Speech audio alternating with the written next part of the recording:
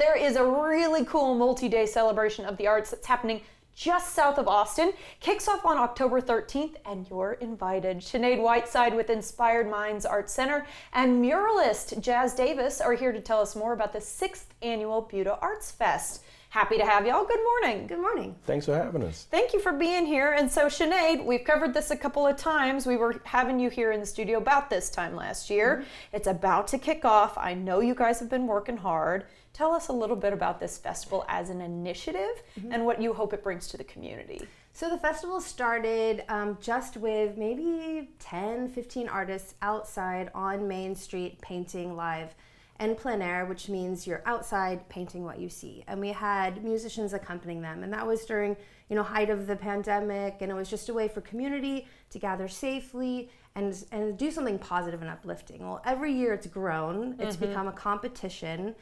And we've incorporated film and dance, and there are 3 art competitions.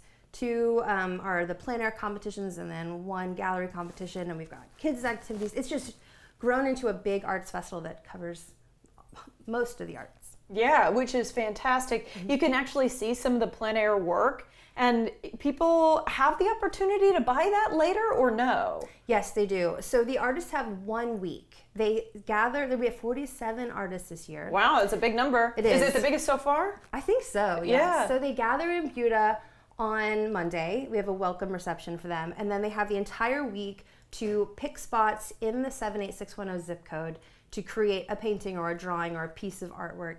And then they have to submit it on Friday. That's judged, and then on Saturday it can be viewed by the public and purchased. And it's really cool because it's like you're buying a piece of time in Buda's history. It's just locked into this painting or drawing or piece of artwork. It's pretty incredible. You make a really good point. I was going to say it's hyper local.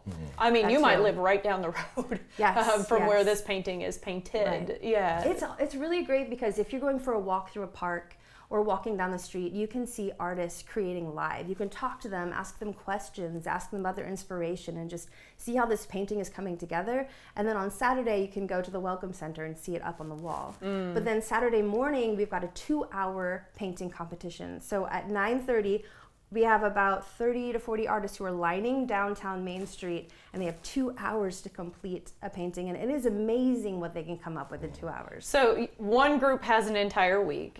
One group has just 2 hours. Yes. But the outcomes are still incredible. And so, yeah, a really fun competition. This gentleman has got a first place ribbon that you're seeing on camera right now, and also an excellent mustache. There are going to be a lot of art vendors, though, out there, too. So I saw pottery, for example. You can see a lot of people just out there doing their thing.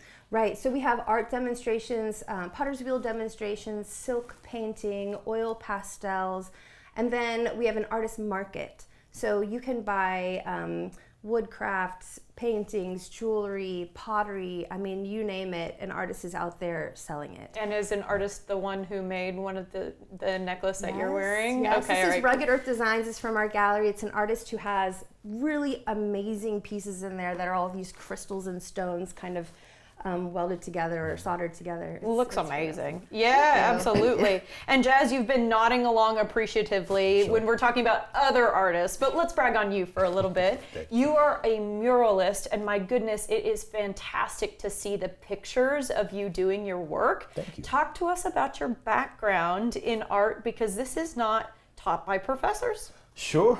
So I've been doing art professionally for about 24 years this year. Started off in the streets of New York and just learned to airbrush on the streets. Started off doing clothing, pretty much anything I could paint at the time. Moved into murals later on, and that's just where I fell in love. Okay, so is it all airbrush, or do you do extra painting on top of that? It's a combination, actually. I use airbrush, brushwork. I've also been a sign painter for a while, so I'm really big into putting lettering in as well. So I like to use my hands in every format, if I can. Okay, well, I know that airbrush, you can kind of pull the airbrush back, you can get a wide shot of color. But sign painting is very, very particular, and boy, you cannot wiggle. No, I have a steady hand when you do that. Yeah, I was going to say, so it tells me all the range of skills that you have to bring. Talk to me about what you like to paint. What do you like to cover? Sure. Man, it's hard to say because I just love the craft so much. I started off doing commissions mostly, so people would give me their ideas, and then later on in life, it really became about what I wanted to paint. So it's kind of a bridge of both, but honestly, I really like to put words or lettering into what I do because it just, words are so expressive and they're really important. So as far as subject matter goes, man, I've done everything from animals to portraits of people, so it really, I guess it just matters what I wake up and feel that day, huh? Oh yeah. Well, and speaking of, you're going to be doing live painting. Not the world's biggest canvas, but there's a wall you're going to be painting after that. No big deal. So the live painting, you're going to be doing that during the actual festival. Talk to me about what you're thinking there. Sure. So it'll be a 3x5 canvas, so to speak. It's usually done on wood, and if you've ever been to Inspired Minds, there's these frames around the building, and what we try to do is create artwork and then put it on the frames around the building. But in the prior years, we did larger pieces, which I think were about 4x8. And those are actually inside the building themselves. So this year, last year I did a bird. This year I've got a rhinoceros that I'm working on. And so just kind of incorporating some stuff. Don't want to give it away too much, but if they want to see it, I'll be right out in front of the building for the entire week. So cool. And one thing I want to make sure I ask when I've got such a talented brain like yours is when you're doing something to scale so wide, how do you, reconcile it with your brain? Because I think sometimes it's like everybody making the happy birthday sign, right? The H is really big, and then by the end you're squeezing letters in, that kind of thing. If I could say something, and she's probably going to talk about it later, like a lot of artists are afraid to use AI in their work. Now, while I don't use AI to create the work, the computer is a very big part of what I do. So I use a combination of Photoshop and maybe some different AI tools to get my scale right. And then I break it up. And so sometimes I'll project portions of it. Sometimes I will make large maps, and basically it's called pouncing, and basically you'll take chalk, put it behind the paper, and then use that to transfer my image to the wall. And that way everything's lined up, because as you know, it's got to be right. Yeah, absolutely. And so we've just only got about 20 seconds left, Sinead. I want to make sure I ask about kids, families, that sort of activity stuff. Yes. On Saturday, that's our big festival day for families. We have a young entrepreneur market where kids are out there selling their artwork. Kids activities all in front of the building. Local businesses will be having kids activities. There's a story time in the library. And then in our theater, we have aerial performances put on by Elysian. So there's a lot for kids and families to do. Activities throughout the week. You just have to take a look at the website and see the schedule.